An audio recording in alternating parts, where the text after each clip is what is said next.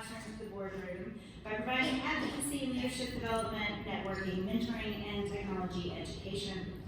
Before we begin tonight's program, I do want to take a moment to thank our corporate sponsors. If you are a member or if you work for a corporate sponsor company, would you please stand and be recognized? We have not that many. We have a couple. We cannot do programs like this one or our signature programs without those sponsors. We do not have a WIC Connect plan for the rest of the calendar year through December, but we have a number of other events. So we had a WIC Connect in September, we have one tonight, and then we will resume WIC Connects again in January. But our next event is Meet the Company, and it will spotlight Swift, and that's next week on October 21st. Registration is going to close tomorrow morning, so if you would like to attend, please sign up for that tonight. It is a free event, right? And those are a great way to get to know some of the other companies here in the region, and it's a sponsor benefit, so if one of your organizations is interested in hosting a Meet the Company, we got to become a sponsor first. And then the next Meet the Company will be on November 4th, and that will be Microsoft. On November 14th, we have actually two exciting events. During the day, we will have the Leadership Foundry Research Launch. Leadership Foundry is our program it is a signature program of women in technology, and it is about readying women to sit on corporate boards. So they do a research launch every year about where we are with the number of women on corporate boards, and that is in conjunction with American University, and they announced that those research findings at a luncheon at Maggiano's on November 14th. And then after that, we'll be hosting our fall job fair at the Sheridan and Tyson's. And we're anticipating close to 100 exhibitors. We have over half of that already, and we have a number of job searchers or seekers signed up for that as well. And last week we hosted a Ready to Work event for those job seekers where we talked about perfecting your pitch and how do you present yourself, and we even did a little bit of resume review, and it was a great event. And there was an attendee who wrote on her own a wonderful blog post about that, so you should check that out. Leadership Awards program, the nominations are open now, and they will be open through November 11th. So I know each and every one of you knows a deserving woman who should be nominated. There are a number of categories, and the nomination form is not super easy, but that's because we want to make sure that we are really representing the success of these women. So please take some time to check that out. We will actually be launching a webinar that teaches you how to write a winning nomination, and that'll roll out on social media and on our website next week, so be on the lookout for that. Make sure you nominate a deserving woman. And then lastly, our foundation partner, STEM for Her, is hosting their annual holiday giving gala on December 12th, and that's at the arena stage. The event highlights the great programs that they fund and helps to create awareness opportunities for girls and young women to pursue successful STEM-related careers. It's a wonderful evening. You get to bid on silent auction, and then you feel like you're not actually spending your money until they tell you that you did. But it's great, and you can buy some really good Christmas gifts, some really great auction packages there. So, and lastly, just take a moment to follow us on social media. Tonight's hashtag is WITConnect. Our Twitter handle is at WITWomen, and we are on Facebook at WITWomenDC. So now we'll begin with our program, and I'm honored to introduce my fellow board member, Amber Hart, chair of the WITConnect program committee, and she's the co-owner and founder of the Pulse of GovCon. And her partner Lisa, I've known since she was in high school, and Amber and Lisa are phenomenal. They're like the gossip girl of GovCon. And so if you do any business development, proposal writing, and you're not a Pulse member, you really should check it out, because it's BD stuff that you really want to read. We're sassy and fun. It's great. And smart. Yeah, so if you like Amber tonight, you will enjoy what they have to put out. So with that, I will turn it over to you, Amber. Thank you. Carrie. Hello, everyone. So my name is Amber Hart, and I'll be facilitating this awesome panel of women today, talking about Sixth Sense technologies. And before we get started, I want to just admit right now that I didn't make up the term but I kind of defined it in a new way, right? For women in technology, Sixth Sense technology is still something that is being defined by the industry today. And the way that we're defining it for this conversation is technology that augments and supports and kind of enhances our senses, right? And technology has kind of turned into our third arm these days. You can't live with it, you can't live without it. And utilizing that. So I wanted to start off the conversation before kind of introducing the panel to kind of gauge our audience, right? Because what we're talking about, it can be technical, and I want to make sure that we are, speaking in a language that all of us can understand, our panelists understand what kind of levels we're working with. So we can have an informal conversation that's helpful for everyone here, and we leave all learning something new today. So if you could just raise your hand for me if you're currently and actively working in these fields today of virtual reality, of augmented reality, immersive tech, assistive technology, and predictive analytics. If you're currently working in that, don't be shy, raise your hand. Okay, all right. Raise your hand if you are looking to transition, learn more about it, if you're actively looking for a role to get into more of that industry. Okay, and then raise your hand if you're just generally interested in this. Sounds really cool. Cool, all right. That's what I like, me too. I have that's why they are the experts here, okay? So I'm gonna start down the line, have our panelists introduce themselves, tell us a little bit about you, your background, the company you work for, and what your company does as well, and who you guys support. So Sophia, what do you think? Great. Hi guys, my name is Sophia Mashasha. I actually worked for a DoD contractor for about 5 years. My background's in marketing and PR, and I kind of fell into technology. When I thought technology, I thought IT, especially in this area. And slowly but surely I learned that what we do at Brightline Interactive is a lot more than that. And so I've been at the company for about 2.5 years, and I ended up falling in love with interactive and immersive technology, and specifically virtual and augmented reality, interactive virtual reality. And they've been doing this for about 16 years, started out in government, specifically military, and doing strategic communications and recruitment efforts, using cool interactive technology to kind of make people interested in what the military was doing. From there, sequestration hit, we moved into, brought those technologies over to the commercial brand world, where they were really starting to explore more fan engagement tactics, specifically using interactive technology and how to connect social media with those technologies, and just make their reach go far beyond the actual footprint. So, and about 4 years ago, we got back into the government contracting space when requirements really started dropping for immersive technology, specifically with training and simulation within the federal government and specifically with the military. So that is in a nutshell what we do, and apart from that, another day job that I have, along with you guys, is that my colleague and I run the DC chapter of the VR/AR Association. It's a global association with about 60 plus chapters around the world in every tech hub city. So we run the DC chapter. I also run the marketing advertising committee and the defense intelligence committee within the association. And then he and I also co-host the association's podcast called Everything VR/AR, and which is actually really fun to listen to. I listen to it? Okay. I get some cool customers on it. It's fun. My colleague Tyler is a creative genius, and I'm sure we'll go into this later, but he was a big aspiration of mine and a big reason why I'm still in the technology today. Excellent. Thank you. Claire? Hi, so I think it's me. Oh, we're not working. Is it on? I don't know. Uh-oh. We lost our words ourselves. All right, well, I'll try and shout.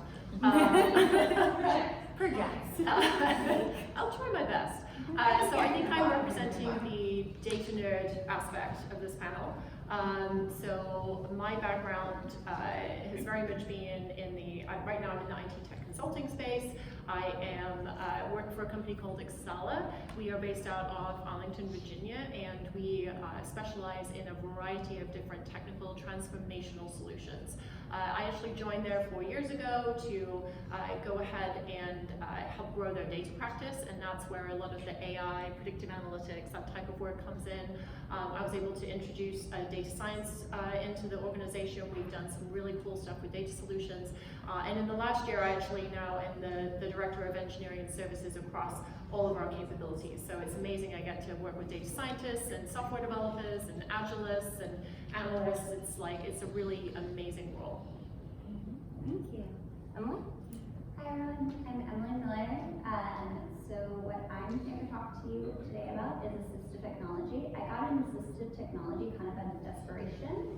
I have dyslexia, which makes reading and writing and spelling very, very difficult, which you could imagine makes school difficult.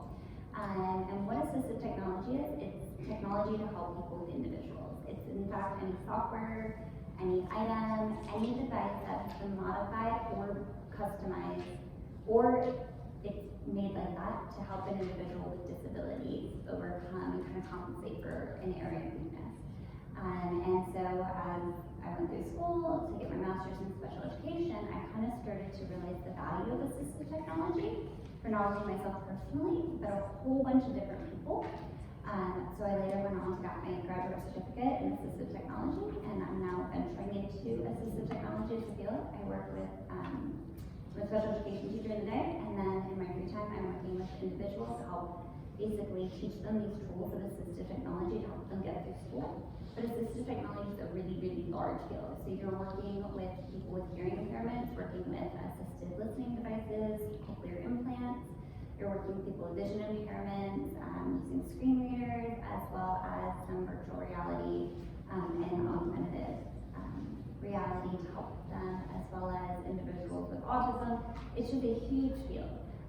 So I'm going to be talking more about the technical part of that, but there's also a rehabilitation engineering part of that, which is dealing with wheelchairs, customizing homes to help either an individual with a physical disability or elsewise. So I'm going to kind of be looking at it from a technology standpoint to help individuals with disabilities, but also individuals that are aging. That's a huge population that technology can help them age in place, which is becoming a big trend. So those are kind of the angles I'm going to be looking at, from schooling all the way to elderly. So. All kinds of angles. So we have a really diverse panel, which I think is going to make for a really, really interesting conversation. And so we're going to get into it. We're going to have a few questions. We will definitely be taking questions from the audience as well. So if you have any, please write them down. There will be a time that we ask those. So just please save your questions to the end, but I think we're ready to jump right into it. So Emily, you did a really good job kind of explaining the problems that you're solving right now. And so Claire and Sophia, I want to also ask you guys, the problems that you're solving every day and what you're working on, other than outside of the workforce issues, right? Like the day-to-day that we all deal with, you know, your customer issues. Claire, I'll start with you. What kind of problems are, is it Sala and yourself kind of solving today? So I would say one of the low-hanging fruit problems that we see all the time, and we get a lot of folks and they're like, I need to do machine learning, I need to do AI. And the first thing we say is, what is the business problem? What are you trying to actually, help us understand what you're trying to do, rather than jump to the solution. And so a great example that I can think of is some of the work that we've been doing with fraud detection. And really that is augmenting kind of allowing human attention to be focused where there is more diligence, more like a human reasoning that is needed, and taking a lot of the burden of the toil of looking at, basically looking in a haystack and trying to find the needle. So an example of that is we do work with HHS and their Office of Inspector General, which is the largest Inspector General in the federal government. There's about 1,600 people across the nation. And we've helped build a grants analytics portal for them and essentially take hundreds of thousands of audit results that grantees, basically if you get an HHS grant, you have to have an audit once a year. All of those results get filed. It's almost impossible for a human or even a team of humans to go through all of those and say, oh, you know what, it looks like there may be something here, or no, this is completely fine. And so by using predictive analytics, by using machines to find patterns, ingest this information that is usually it's somewhat structured, it's not handwritten, but it's certainly not, Excel spreadsheet columns. We are able to then draw attention to, here's areas where there looks like there could be a significant risk of fraud, and also how significant that might be. So they have limited resources. If they're going to do an audit, it's a about a 12-month investment for them. And so to be able to focus on kind of the high returns, which is all of our tax dollars going towards these HHS funds, and being able to say, all right, we've actually found some fraud, we're able to prosecute, we're able to recoup costs. I mean, that is just essential in terms of an efficiency perspective. Absolutely. Yeah, taxpayer dollars, making sure that doesn't get wasted. So we would take Claire's solution and visualize that, right? Better visualize it, and more so for maybe the non-technical decision maker. And just like you said, we start from what the issues are. We use interactive technologies, visual technologies to solve communications problems. So, and that could vary from, again, the commercial brand space to what, the government and military need. There's ordinances out from the Navy to provide ready, relevant learning. They don't know they're asking for it yet. Maybe some of them do, and in bits and pieces of it, but that is essentially what immersive technology can do. It can deliver communication at a moment's notice, cheaper, faster, and relevant to the situation at hand and to the user, to the specific user and that person. So I would say essentially it's shortening the communications time spans and contextualizing, creating a standardized context for what they're trying to communicate, what the end client or customer user is trying to communicate. Then it's also good for collaboration, and then It's really cool to look at. Yeah, I think you had a great stat that when you were talking about the class of 2030. I think that was a great example. Okay, so what I was telling these ladies backstage was Microsoft just put out a study called the Class of 2030. And what they did was take a test study across universities where there's a group of students that were put in standardized lecture-based learning. And then there was a group that was in immersive learning, VR and AR. And what they found was that they set a minimum standard of comprehension for the students for both groups. And the students that were in learning with immersive technology arrived at that minimum standard of comprehension 70% faster and one letter grade higher. So what do you do with 70% faster is the next question. What do you do? The robot Not a bad problem. right? Not Yeah. a bad problem at all. So kind of then right pivoting to that is about opportunities in this space, right? And then today, you kind of look at Twitter, and tomorrow the news is completely different, technology is different. There's someone new emerging, there's someone new being taken down, right? Like it's changing all the time. Technology is kind of the same way. So what are the opportunities that you guys see coming in your respective fields? A year from now, 5 years from now, what are the opportunities for women or just the workforce to kind of get involved in? How do you see that evolving with the technology? Emily, did you get the question? Okay, I'll let you take that one first. Okay, so I feel like what you're kind of saying is what does it look like in the next 5 years? What's it look like in the next 10 years? So I think in the next 5 years, we're really going to take this shift from assistive technology, and my hope is that it's going to move to accessible technology. And the big difference with assistive technology and accessible technology is that accessible technology is already built in. So your iPhone already has accessible technology. It can already be accessed by an individual with a mobility impairment, somebody with a vision impairment.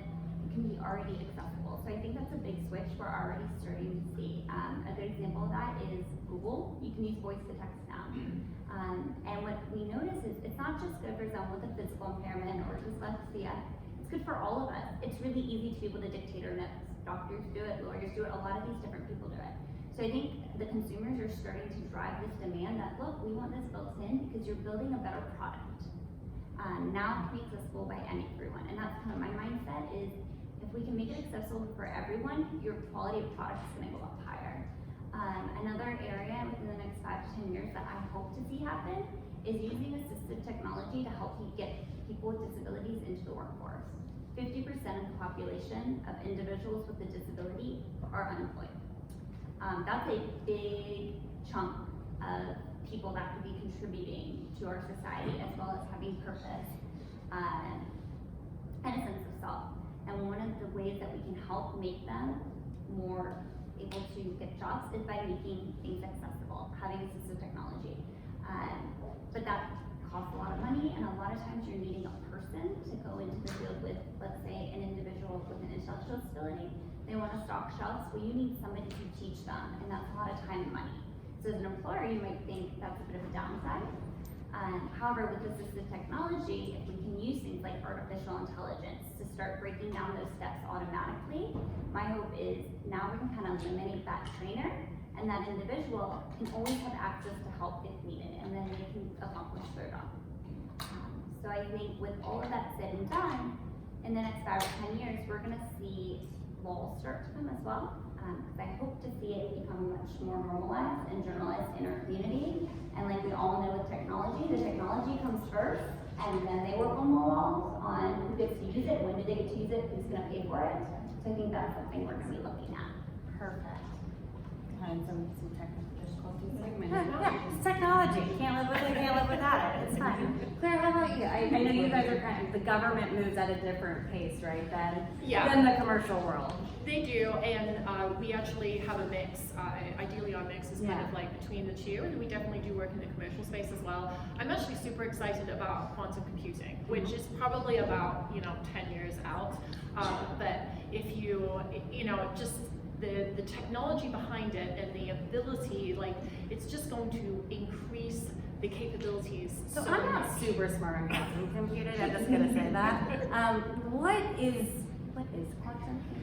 So basically, and I'm not super smart on it either, but essentially today, and I would say the proliferation and the reason that we can do the cool things that we do is because computing power has increased. A lot of the math behind the AI that we are using today has been around for decades, but there was not as much data, and obviously with the digitization over the last 15, 20 years, and there wasn't as much inexpensive computing power, right? And with the cloud options now, that has really moved forward. Quantum computing kind of takes it to that next level, and essentially it's able to, there's a thing called a qubit, which is which is able to store and process information in a very, very fast way. Right now, my understanding is like these types of machines have to be kept at like a really cold temperature in order to work. So it's like one of those things where you used to have like computers the size of a room, but over time that is going to slowly come down. For me, it's really around the potential, right? So I'm more in I want to consume quantum computing. We're already using GPUs and some really high-powered processing to be able to do amazing things. And if you take that along with all the sensors that we have, this whole world of Internet of Things where everything doesn't have to be done, in like a big central cloud, but it can be done on devices that are like you're wearing every day and can be done locally, that to me just really it just seems like there's so much potential there. And it could be that yes, like for people that need additional help, there's robotic elements, there's so many different possibilities there, just because the capacity is increased. I'm most excited about, what I like to call the immersive ecosystem, which is the convergence of all of these sixth sense technologies. And something that I think you guys will find interesting is we had a gentleman named Gabriel Renee on our podcast a few weeks ago, and you'll probably hear his name in the future. He's coming up with something along with a whole board of advisors called the Spatial Web Foundation. So traditionally, we're used to going on the web, and the web is organizing these web protocols, HTTP, where it's 2-dimensional information, right, interlinked on the web, on the screen. What the Spatial Web Foundation is doing and working on is connecting all of these sixth sense technologies in order to connect people, places, transactions, and information.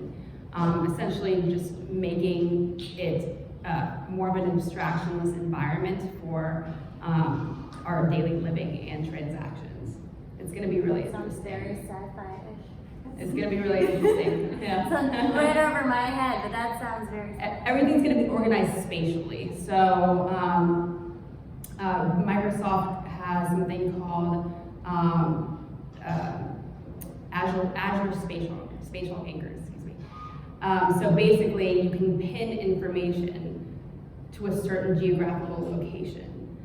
So with that, you can retrieve information, you can do transactions. For example, they're talking with a bunch of 7-Elevens in Japan where you can literally grab products off the shelf and walk out the door and have it automatically charge you. So those types of things, and that's what we call like spatial computing. Yeah. Those types of things. So it's going to be interesting.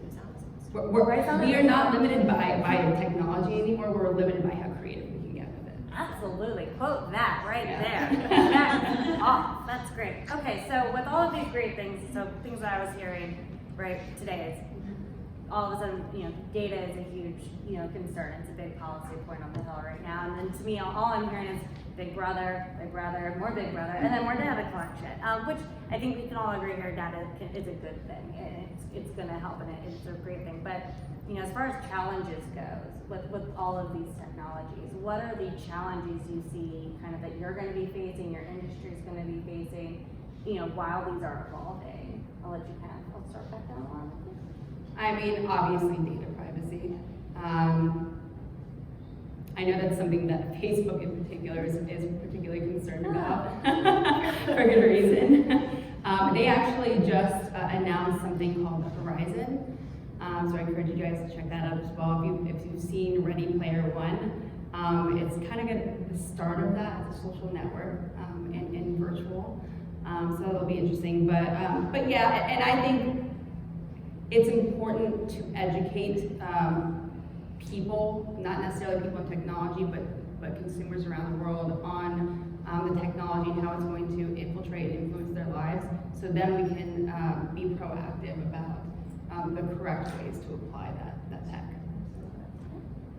Yeah, I think it's about responsible data use and responsible AI. So there's an element of transparency there, there's an element of education in terms of, there's ethical use of data, there's ethical use of algorithms, and already there's many checklists out there like Ethical OS that has different risk areas. There's many different resources, and we're having conversations internally at Excella talking about, what are our guidelines for ethical use of data. They don't tell you what to do. They ask you, these are the types of questions you should be asking, so that it's responsible use of individuals' data, it's keeping it secure, it's keeping it private, it's also trying to anticipate what it could be used for, and then making sure that you do what you can to mitigate those risks and have those conversations before it becomes an issue. Right now, I'm sure most of you have maybe heard of GDPR in Europe, and that was kind of their first attempt to do, kind of like individual data rights legislation. We don't have anything like that in the US. California is trying something along those lines. I think it's going to be, a balancing act. Obviously, we don't want it to be too restrictive, but I think awareness and education is probably the thing that I would advocate for most, because I have an Apple Watch. My daughter's actually got it right now, but there's a tremendous amount of information that's being captured about me from that device, from my phone.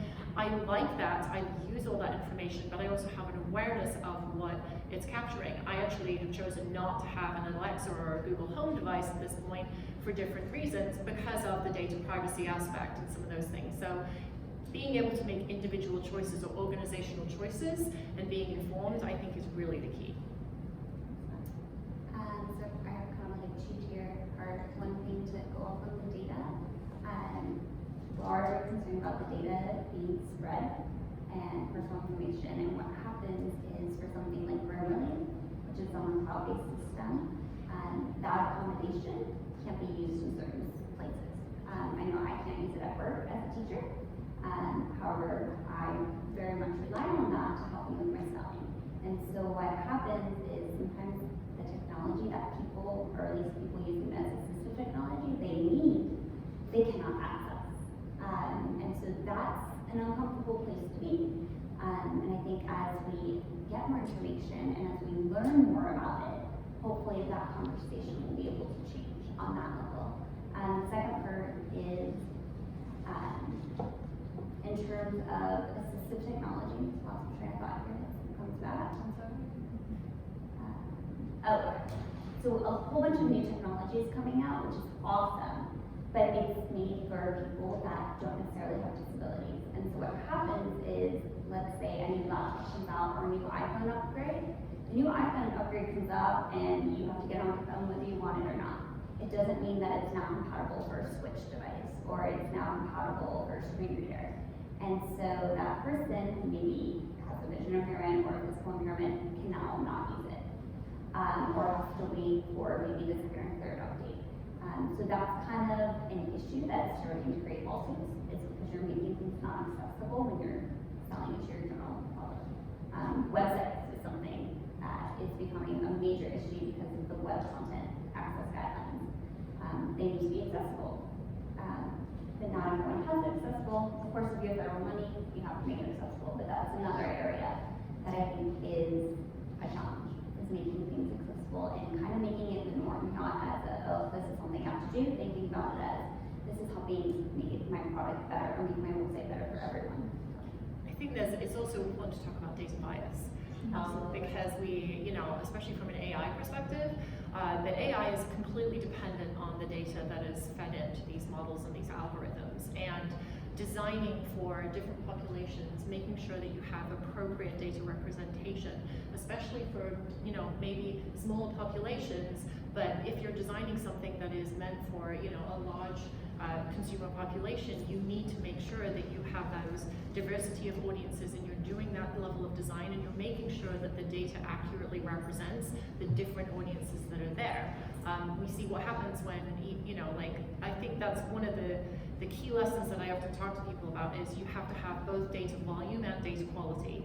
And without that, and when we talk about data volume, appropriate data volume, like actively looking and making sure you have that representation is another big area that I think, people talk about. It probably needs to get a little bit more attention, because we generally hear about it when things, when bias is included. And it's something that you need to think about as you're designing and as you're beginning something.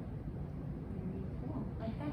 So I'm gonna ask a few more questions about what your organizations are doing right now, and I'm gonna switch it on you and ask you more personal questions. Just letting you know that. So you kind of talking about all this technology, right? And kind of, what do the projects look like that you're working on day to day, right? And what is the, like, when you think about what you're doing at work, what's the coolest project you've ever worked on? And then let's reverse it. What is the worst project you've ever worked on? Because I want the gossip, I want to know. But as far as the challenges go, what is like the most rewarding thing you've worked on? It doesn't matter how small or how big. And then what is the biggest challenge you've ever faced with a customer and kind of getting this technology going?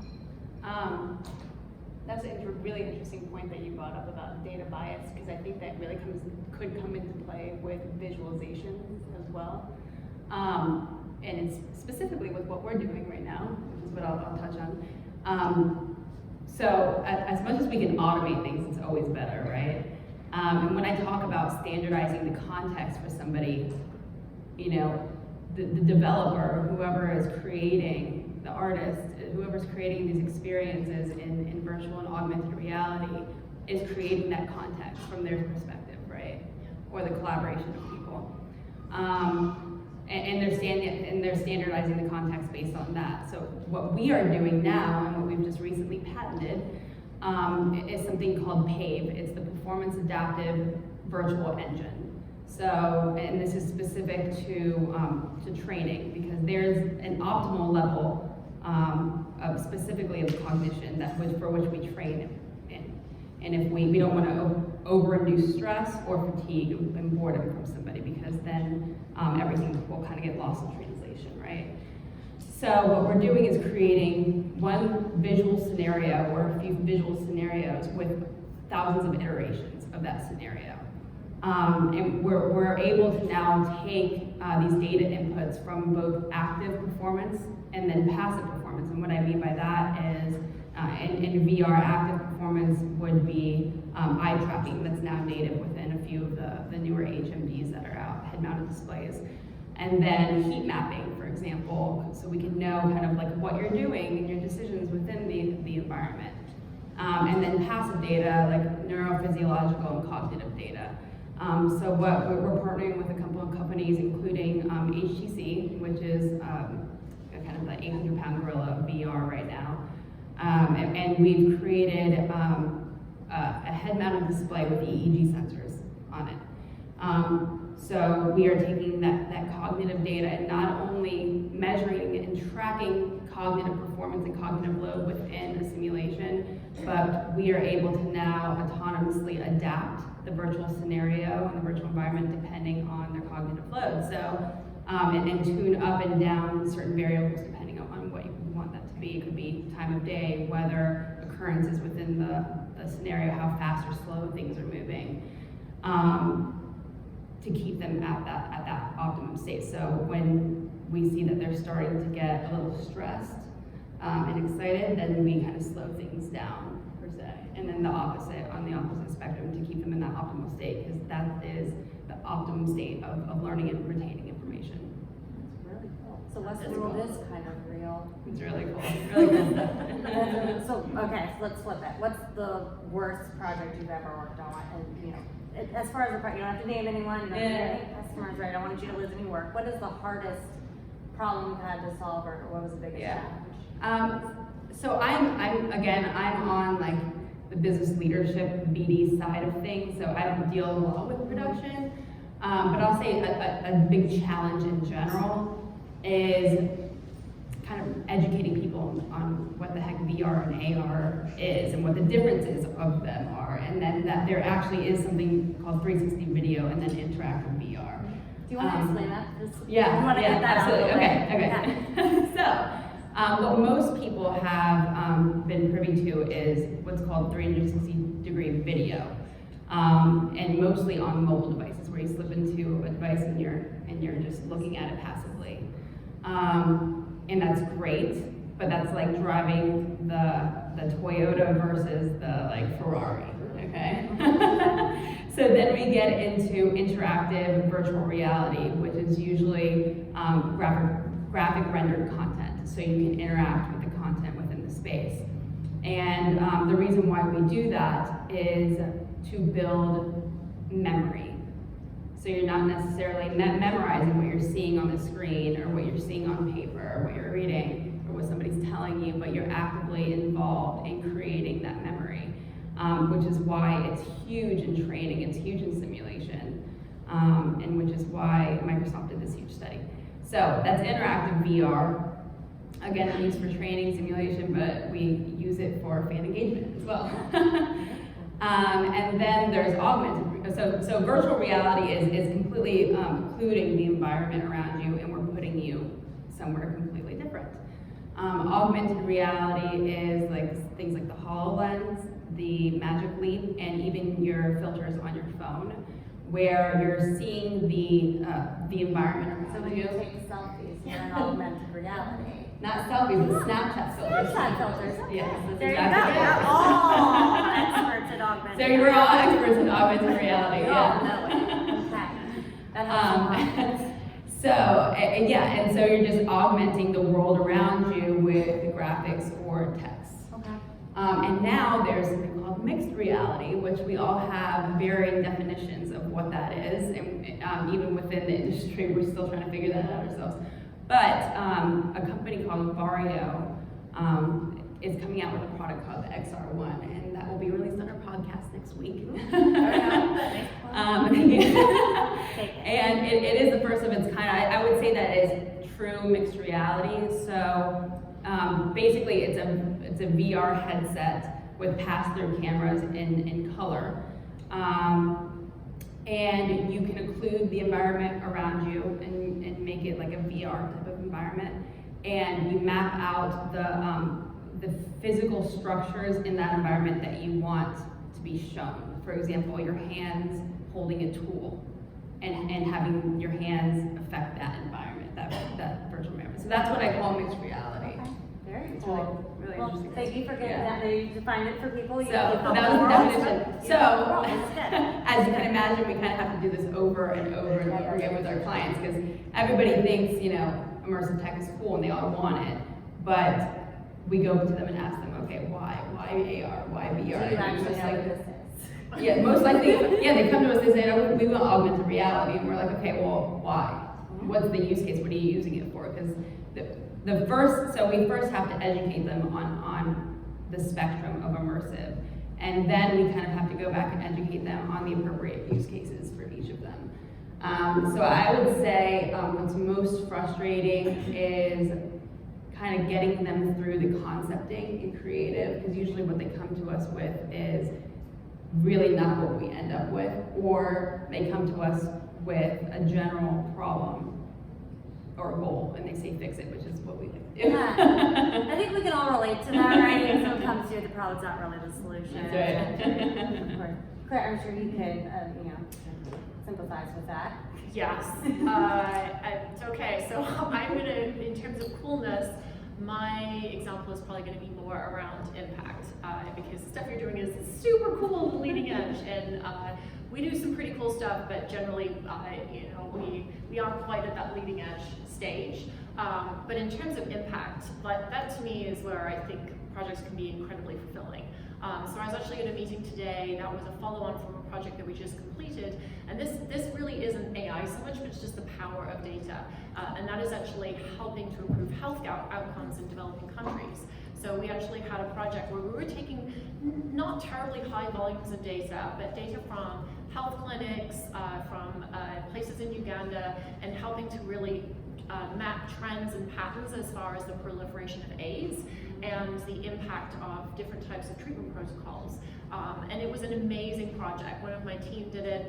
She actually ended up going out to Uganda for a week and helping to train people in country so that they would be able to continue this on. So basically we enabled this framework, and now they're going to be able to use this going forward. And that is just, it's an incredibly powerful tool. And again, these are techniques that have been around for a long time. This isn't so much doing the predictive analytics, but the power of data in some of these scenarios where it can really improve life outcomes, it can improve health outcomes, to me is just incredibly powerful. And to know that you've been a part of helping to contribute back and helping to improve people's lives. And I guess that I would, say that's very similar with the whole assistive technology piece. To me, that is really cool. That's awesome. Okay, so your challenges. I'm sure you have a lot of them. What is kind of your biggest challenge that you kind of face with the technology that you guys have been working with today? I would say, so I think sometimes it's helping people understand appropriate levels of technological adoption, and also getting people to embrace moving away from maybe, we have to work with folks that maybe they've been doing the same role the same way for a decade or more, and technology can really help elevate the work that they're doing, but there's a lot of fear out there, right? Like we all joke about that it's going to be a Terminator, and yeah, artificial general intelligence is a thing that will eventually arrive. It's debate as to when that will happen. But it doesn't mean that we're going into this blindly. And there's so much that can be done to eliminate toil, eliminate very manual, repetitive tasks, so that people can elevate their skill sets. They can spend more time, on areas and activities that really demand human attention.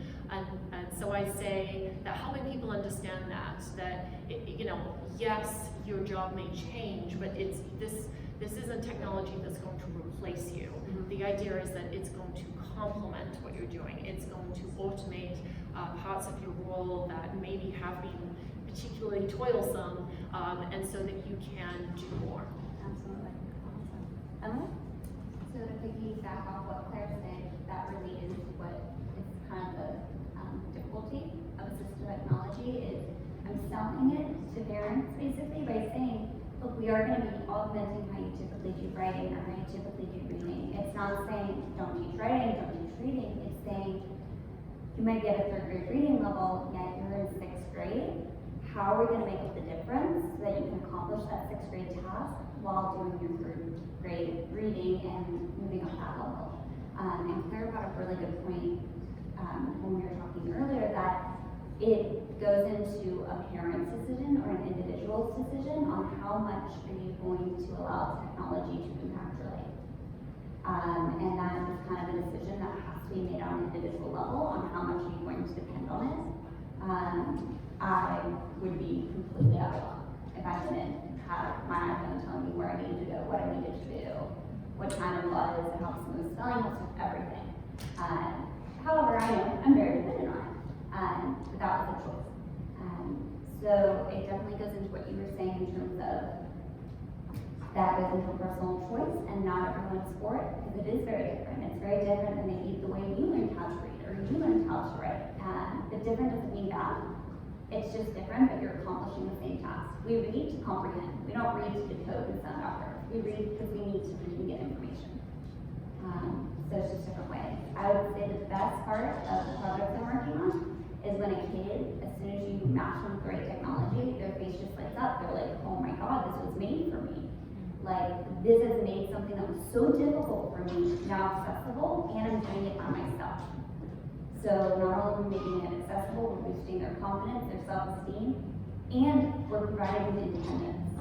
And as a teacher, that's awesome, because that lightens my load, it makes the kid feel good, and it's more self-sustaining than having a person doing something, as you also said. Yeah, I mean, I think there's so many applications for this type of technology. We're actually talking about my son, who's on the autism spectrum. He's 18 now, and he was diagnosed when he was in kindergarten. And I had lots of conversations with teachers around different, assistive technology, and there was sometimes even resistance from the teachers saying, well, if we allow him to do this, then he won't be able to, do this particular thing. And I'm like, I think in the grand scheme of things, that's okay. My goal is that he can go to college one day, he can end up graduating, and he can get a job where he can sustain himself. And so things like being able to tie his shoelaces or having neat handwriting, in the grand scheme of things, I was okay with him using a keyboard all the time.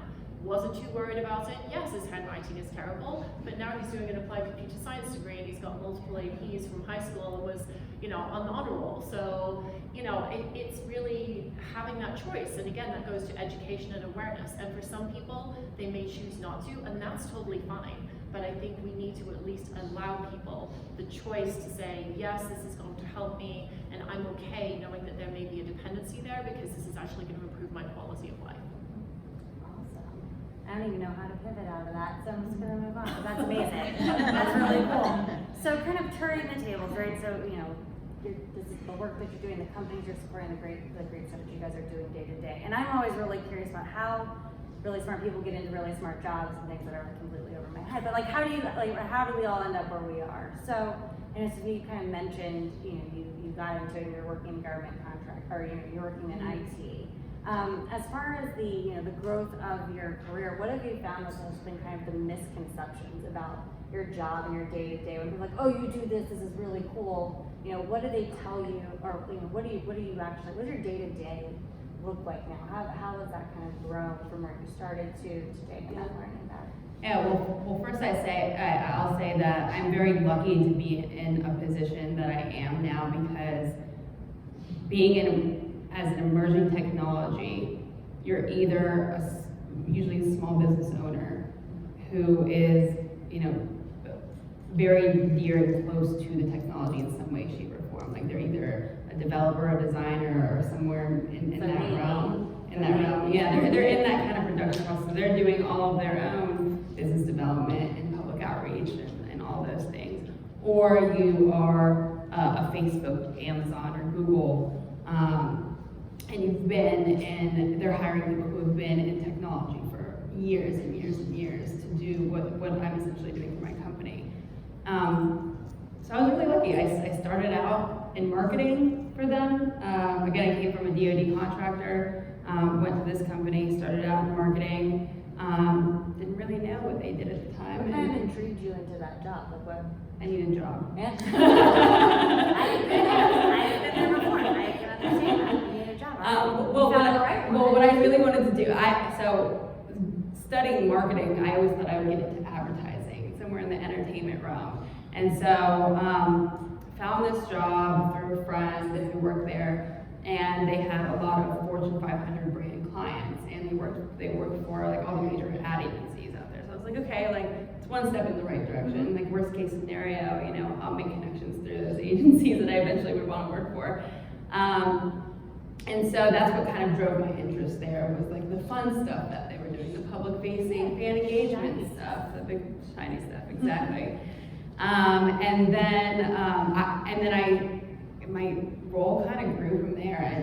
The more I hung out with my boss, and went on meetings with him, set up speaking engagements with him, learned the way he was talking about the technology, and he's super passionate. And he actually has a psychology technology background.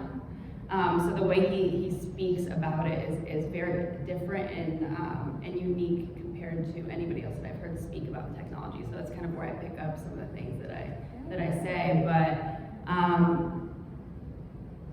it just interests me. I mean, it interests me because this technology is very tangible and visual. So for somebody like me who's not necessarily a technologist, like I can work with that. You know? I can see it, exactly, and it touches every industry. So I find myself talking to people in government and military, and again on the brand side, enterprise side, you know, automotive and manufacturing, oil and gas, all of this stuff. So I'm simultaneously learning about the technology and then learning how to apply that technology to specific industry and industry needs.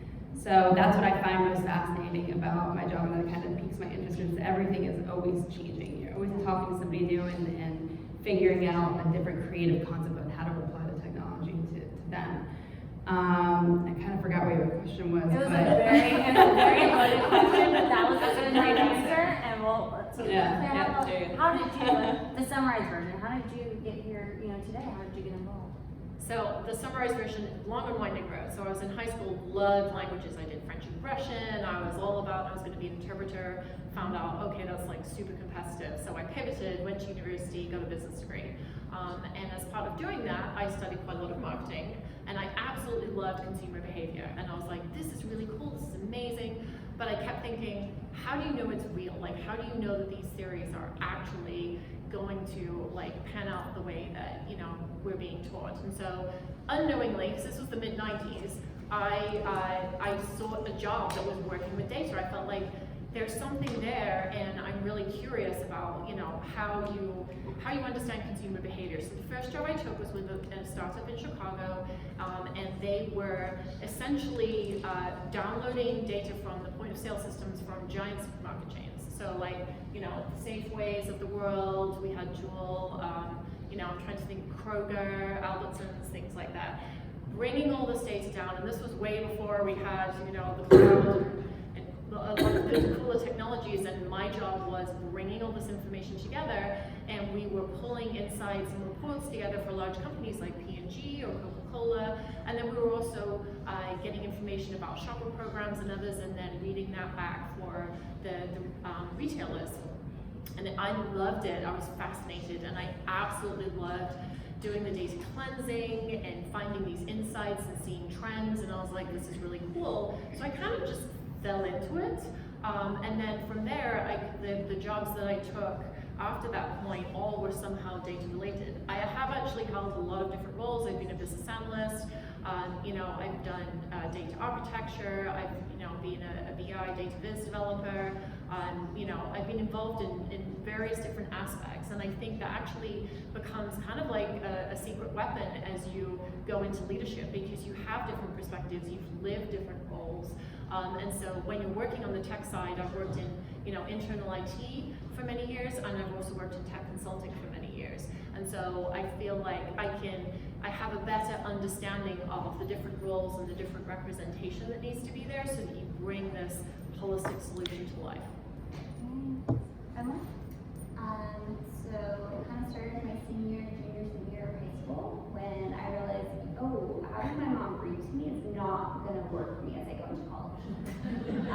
However, I still somehow need to consume this text, so I got something called a protocol reader, which is basically the same software that Stephen Hawking uses in terms of how to take the text, and it uses a computer synthetic voice. However, it was a pain in the butt to use at that time. You had to get DAISY files, and you have to apply for the form in dyslexic, which is now, I think they call it Learning Ally. I think they've changed it.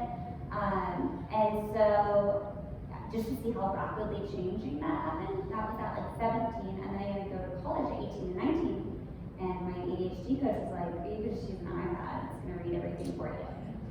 And it's all right there. And so I kind of was like, whoa, this is pretty powerful stuff. And then my graduate program, I got to take an assistive technology class and realizing, this is much bigger than just learning disabilities. It's huge. And as many of us in this room, when you do a degree in some type of technology, you get to play with computers, and that's really fun to be able to explore things and play and be curious, and have a lot of simulations to figure out what would it be like if I am a visually impairment person trying to access the website, or what is it like when I have to use scans and use switches. And so having that kind of experiential element of it and hands-on and being able to play with computers and help people become more independent was really kind of the thing that drew me. So from my own experience, but also realizing I help a lot of people. So that's kind of where I went. Very cool. Okay, so while you're doing all of these amazing things and you're growing, right, and in these fields, what has been and it can't be technology related, okay? So we have to take ourselves out of that. What is the biggest skill set that you kind of brought that you wouldn't have thought that would be helpful here? You know, that when you're working in this and you're like, wow, I didn't think, you know, maybe history, what is the skill set that, you know, not technology related, that has really helped you in this field? Just being a people person. Having the desire to learn, because even for the technologists that I work with, things are changing every day in my industry. And I would say that I, more than anybody else in my company, probably have my eyes and ears on what's going on in the industry, just because of the nature of my job, and because I do stuff like this all the time. And I do think it brings a value add, because now I get to know the goals of some of the people out there and some of the entities and potential clients and industries, and then combining that with what I'm learning on the technology side, I'm able to creatively come up with concepts now for these people that I'm talking to. So yeah, and I would just say, just putting myself out there, continuing to learn and grow and talk to people. Yeah. I would say, it's going to sound weird, but I would say being okay with failure. I think some of the biggest failures that I've had in my professional career have been the times that I've also really understood, okay, and reflected back and said, all right, well, what do I do differently this time? And they've really pushed me to grow. So I think, I love learning. I pick the roles that I do based on the learning that I'm going to do, and I often jump into things, which probably increases my risk of failure. At the same time, it makes you resilient. Nobody's perfect, and it's really good to be able to say, okay, I failed, but I'm going to learn. I'm going to get back on this. I'm going to see this as a learning opportunity and not let it just completely halt and stall you. And that's what I've been trying to instill with my children. And actually, one of the things that my team did just a couple weeks ago was we had a fail fest, and the most seniors. I love that. Yes. So That's it was fun. the first time I'd done one. I'd heard about them when my team wrote the idea, and we've been really bonding well as a team. We actually formed this year. Can you explain to everyone what a fail fest is? Okay, so a fail fest is basically where, and you have to do it in an environment of trust. So like, it's not a great thing to do with strangers necessarily, but it's a great way of like building trust with a team. You all bring an example of failure. There's like a time box. So we had 5 minutes each, and we had to talk about a professional failure that was ours. You can talk about, oh, well, I saw this other group and they completely failed, or fell on their face. It has to be, you have to be part of. You can't be making fun. Yeah, you have to be part of the failure.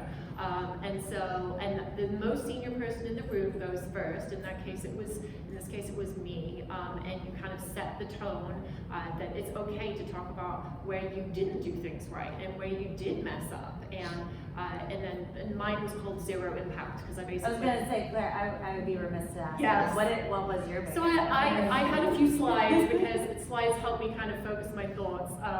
So my project, I was like, well, I had this great project. It was Zero Impact.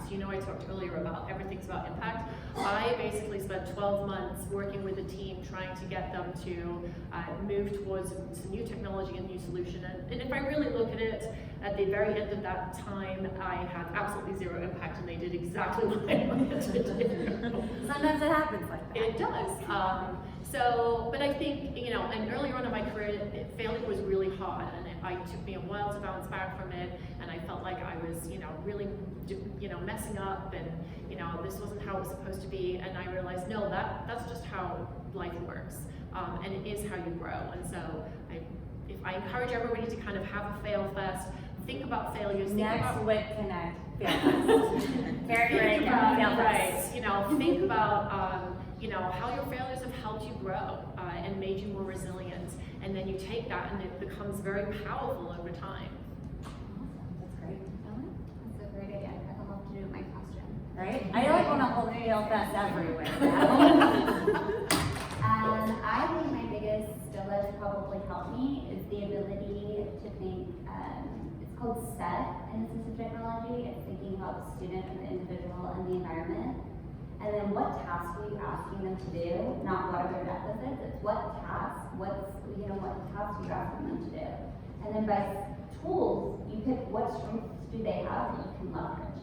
I think being able to think about the environment in which somebody is going into and what that actually requires them makes you have to make more practical solutions. Because there's a lot of great ideas, but they're not practical maybe in a work setting or a classroom setting or in a room full of people. So I think my ability to have to think about that and empathize or have empathy of what it might be like in that classroom or what it might be like while driving or in a workforce, I think helps me to think more realistic and obtainable solutions. Okay, so kind of reversing it right off. Right, how you got there and what's going on and what's the best skill set. What is the biggest skill set person, right? What is the biggest part missing right now? What is the biggest kind of gap area in your individual expertise in technologies of not only maybe the technology, and if you had a magical prototype machine, right, and you could create this would fix everything, but as far as getting into the workforce, right, and the people that you're working with and the teams, what is the skills that where it's like I wish we had more people that had this type of skill. This would really help better and push our industry forward. Oh, I thought you were talking about within myself. You can take it, but we don't have to do self-reflection here. We don't have to go that far. But as far as the people you're working with. I love the people I'm working with. I mean, we are a small, agile team, and we push out, 10 to 12 projects on a 4 to 6 week rolling basis. So just need more people. Right, more people would be great. What do those people look like? I guess as far as if you were looking at the resume, right? You have to have these 3 things. What are the 3 things you need to have? A lot of them are under the age of 27. Okay. So they're right out of school, and they're from the game design backgrounds and backgrounds where you wouldn't expect to have a super professional job. Now, I'm not saying that we aren't super cash in the office, but they're no one needs Tinder. yeah. But they're creating some pretty incredible things. I mean, as far as what we're lacking, just more people. And I think that's a real thing in technology, though. Yeah. More people. That's a perfectly acceptable answer. Yeah, generally speaking, I think process and a good process is important in a small team. We do custom technology, but we've learned how to templatize that process, which is how we do it so quickly in a small team. Now, for me personally, I can talk technology for the most part to the non-technical decision maker. I'm far removed from the production team, which I wish I wasn't sometimes.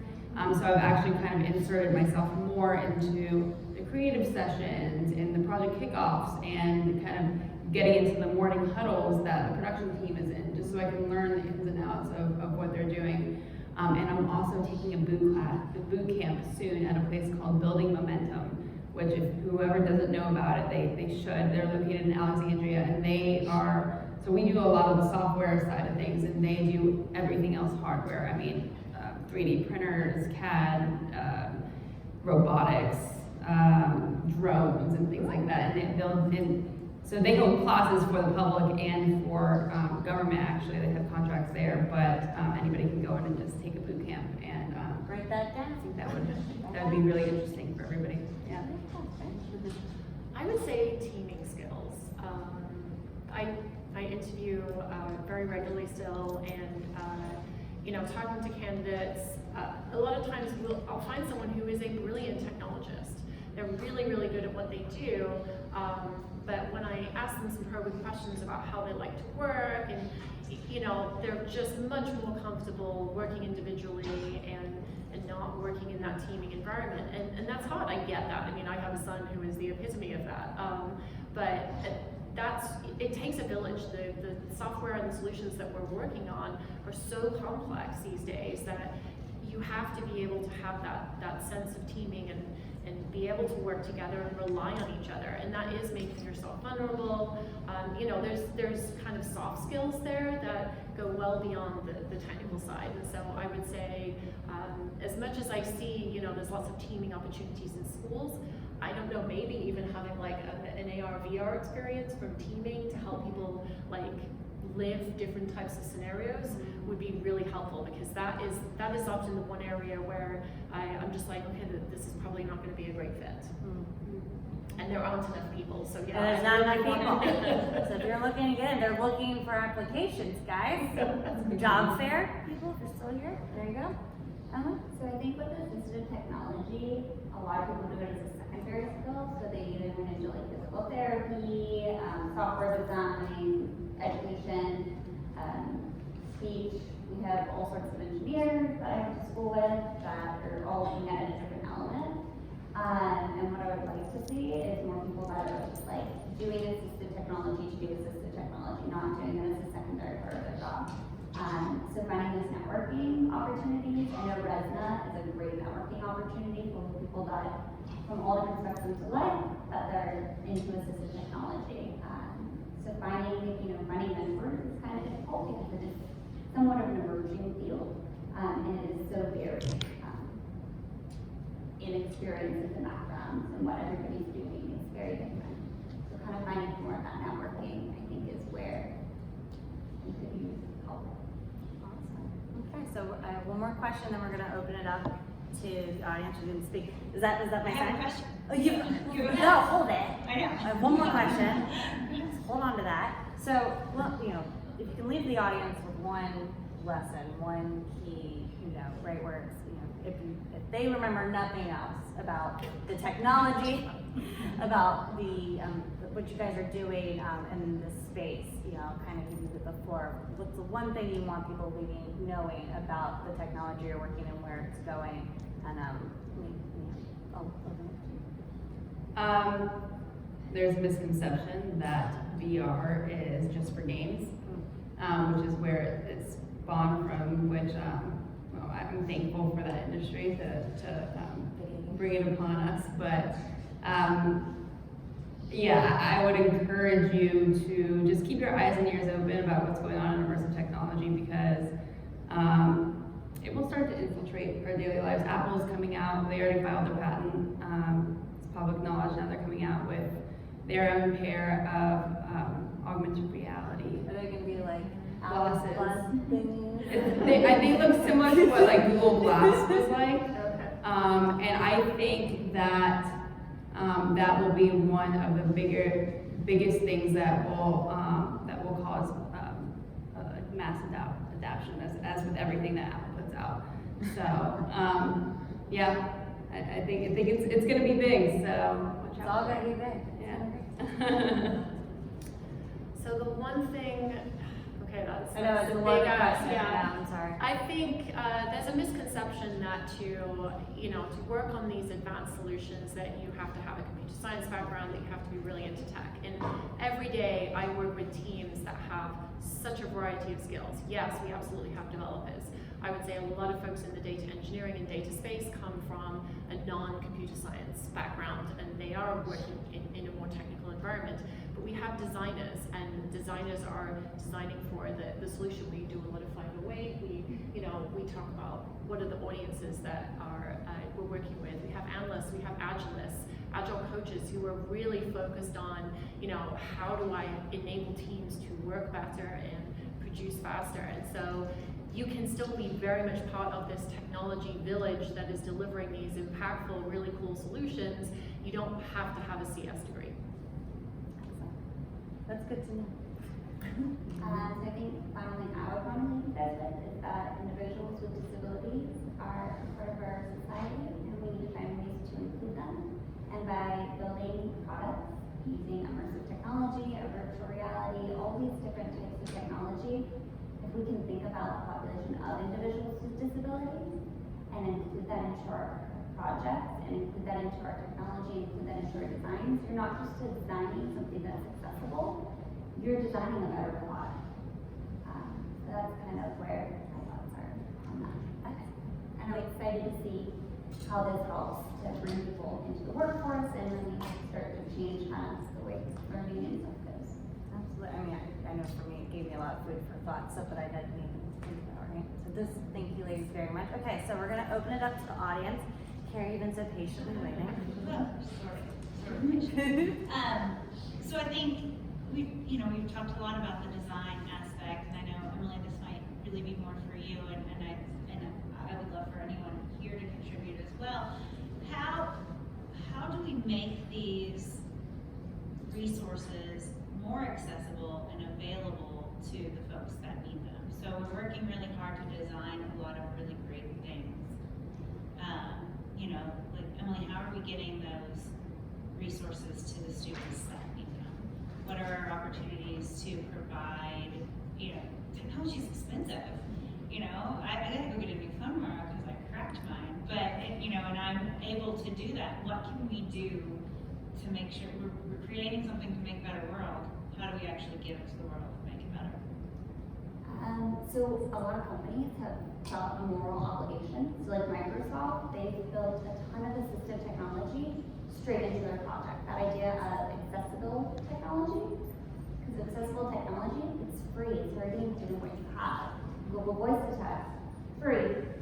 Immersive Reader, which will read to you. It's on your Outlook emails. It's on OneNote. It's already free. And you might ask, well, why is Microsoft doing that for free?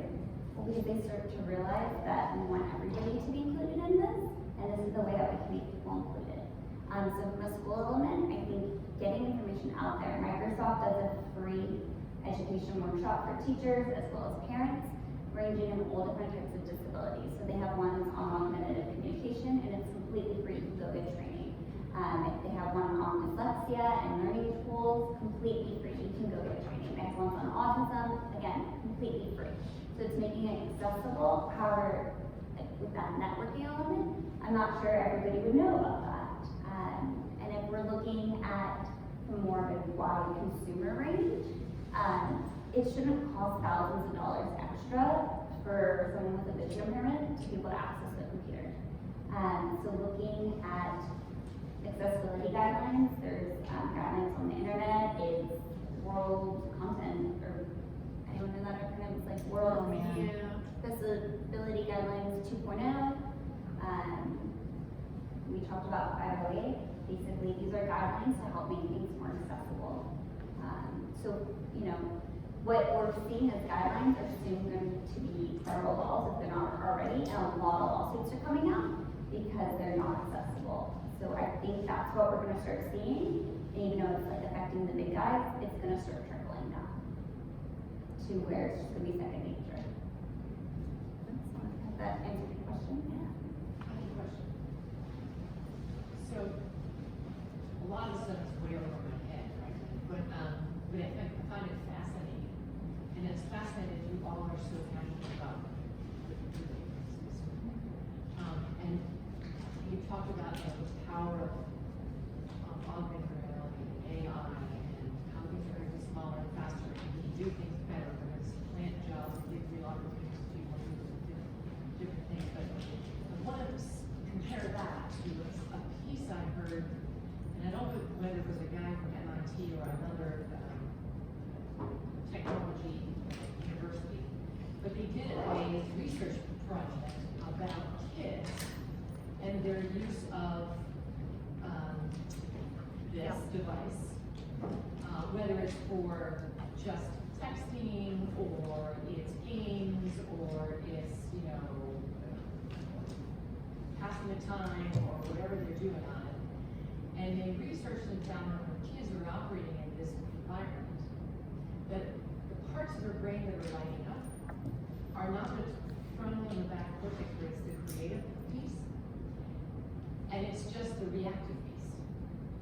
And so they're losing all of that opportunity. Like when you read a book, you create the image in your head, it's all kind of your own creation of reality. How do you take that and implant with what you're going to be doing? And how do you branch that, particularly for as we're a learning society, we're not only kids, but as we learn through life, how do you make that connection? Yeah, so I'm gonna answer that as a parent, but also a parent who is in, I work in the technology field, and I also heard about that study, and I see it with my own behaviors, right? So a huge book reader growing up, absolutely loved it. I still read books today, but yeah, in terms of like attention span, these devices that we have definitely, got me into different habits in terms of like attention span and how long I'm willing to sit down and read something. What I see with my own children is, yes, they are very engaged. At the same time, I see them choosing other activities that are more creative, which wasn't something that we intentionally did. But for example, my daughter is pretty attached to her phone, but she will take a break. She will go, and the example I'll give is she actually drew this amazing dragon out of a pencil drawing, and it has like over 1,000 scales on it, and she painstakingly drew those. And so I like to think that our bodies and our brains they're kind of self-regulating, and they are truly amazing in what they can do. And I don't think this is necessarily all, like in all cases, but I think there will slowly be kind of an evolution as we get used to, all right, we have this, but then we're starting to miss other elements.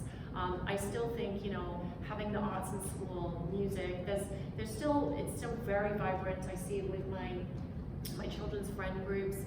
There's still a lot there that is analog or non-digital, right?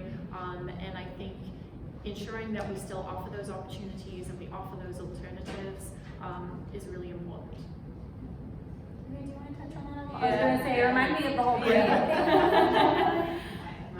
Just figured out the code to allow ourselves more time to set it out now. Some of that, and I am ADHD as well, and dyslexic, and so I speak a lot out loud when I'm doing things, and I gave them the freaking code, and now I have to go back and figure out how to change all the devices, what that means to everything, and I just did it a month ago, so I did it then too.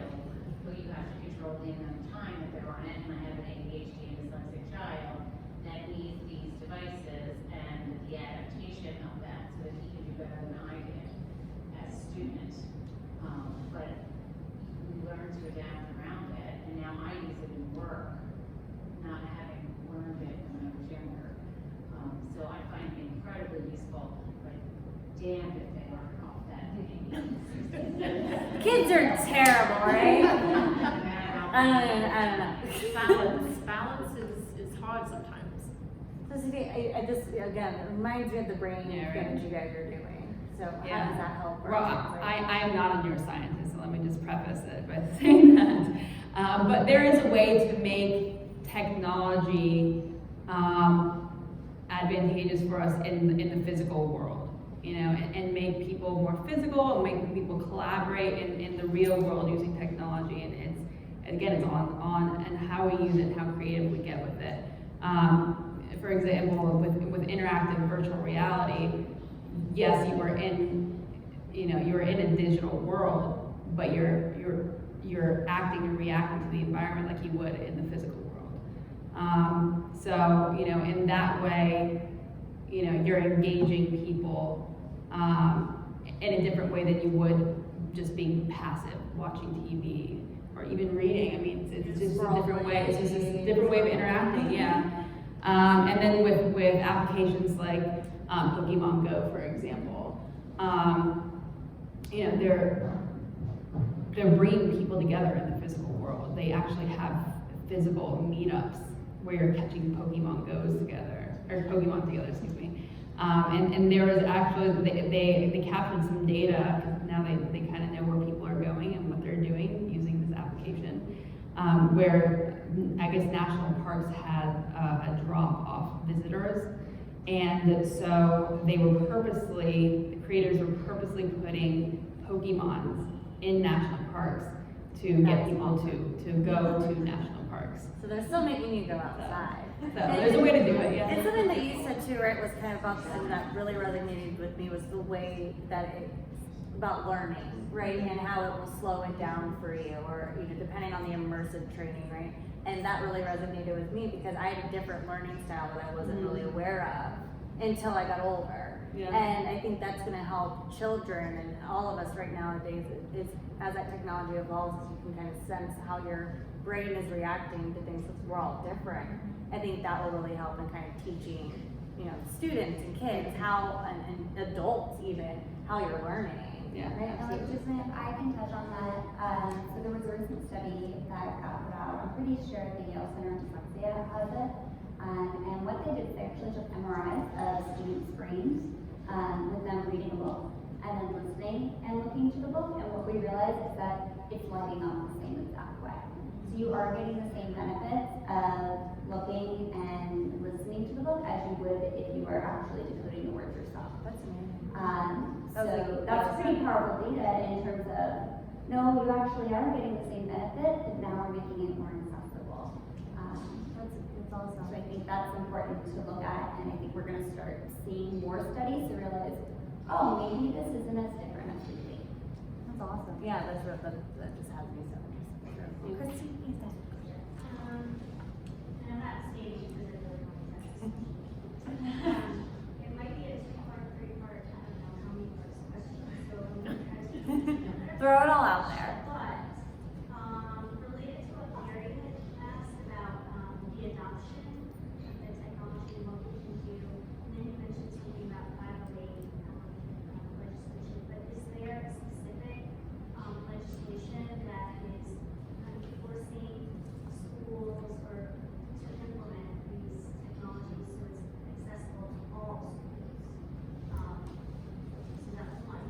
And then from the healthcare, corporate ethical perspective, is you're using these to improve communities either here or in other countries. Are there any like public-private initiatives that offer that to those schools? So yes, from a school standpoint, but also in any standpoint. From a school parent standpoint, a law called IDEA, 2004, IDEA, spelling that word is terrible. Basically says that it must be discussed at every single IEP meeting. You have to not only provide the assistive technology devices, but you also have to provide the service element, so the training. So that's a law that's protecting it. I think how often do people talk about assistive technology at IEPs? Probably not as much as it should. However, I think it's starting to change. Teachers want this because it helps their kids to be more independent, and that's what we all want. So there's great protection through IDEA, and then from a college to career standpoint, ADA says that you have to look at physical accommodations. Well, guess what? Assistive technology is a great physical accommodation. First, you're not needing a person permanently to help. It's also in the scheme of accommodations, we're not like paying hundreds of thousands of dollars. You're maybe buying a headset for $50. It's fairly affordable. So there is protection being put in place. There's also a whole bunch of laws about assistive technology in terms of accessible tests, as well as web design, their guidelines. But again, we're getting into more lawsuits saying this means it's not really a choice. It's not really a guideline or suggestion. It is a mandated law. So that's really where we're heading, which is pretty exciting. But they've been around for a while, but we all knew that law doesn't necessarily catch up to everything. It takes a bit to put it in. It takes a nice lawsuit sometimes to get it really Stuck there. We all know that. So in the healthcare space, remind me of your question again? You had mentioned something where you were using data analytics to assist communities somewhere outside of the US. Yeah. So my question was, are there any public and private partnerships that would allow what you just did to be even more exponentially benefit all of it? There are many, and actually one of the most famous ones is the Gates Foundation. They're doing a lot, again, in developing countries. malaria, other diseases. So there is a tremendous amount of kind of like private, public partnership work that is happening there to enable some of this. And again, that example I put out there because it was a very simple, low cost, fast turnaround type solution, but it has a massive impact. And so, again, with the digitization, I mean, if you look at a lot of developing countries, many people actually do have smartphones. It's actually amazing to me, but they're not the latest Apple iPhone, but they have a more intelligent phone, and there's so much that you can do with that. I mean, think about like simple mobile interfaces for capturing information instead of handwritten paper. And so I think that the potential for kind of like leapfrogging from older systems into something that can make a big impact quickly and give more insights and trends and a larger viewpoint, there's a lot that can be done. Excellent. Any other, go ahead. You were talking earlier about bias in AI. So should there be some sort of standard data set, let's say for North American population, so that we don't have self-driving cars trying to run over Right. or MIT scientists, some door which is not allocated door for females. So I mean that would be all kinds of stories. Yeah.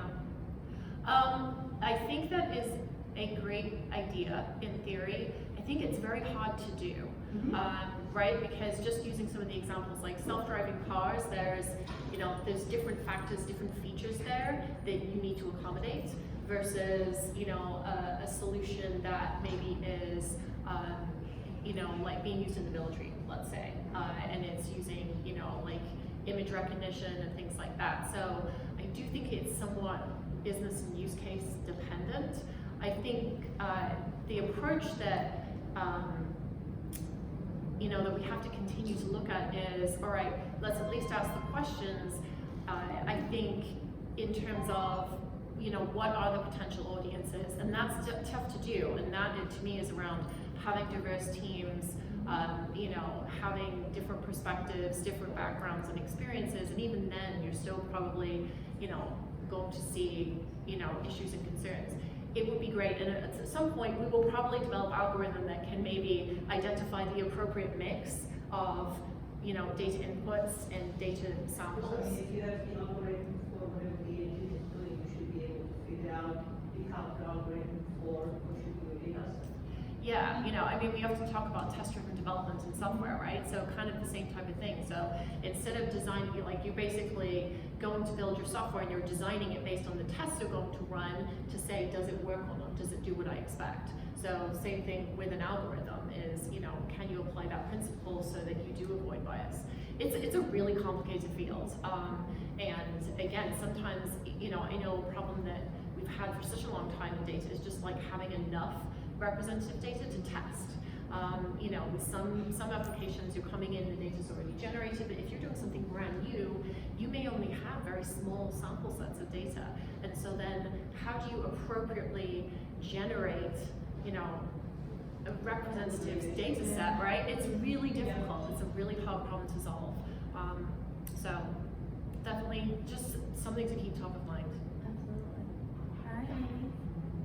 Well, I think if there's no other questions, we can probably start wrapping this up. And I know it's getting late on like what, school night, right? So, Carrie, do you want to go ahead and close this out? Yeah, no, I just want to, please join me in thanking our Yes, speakers and please. Amber.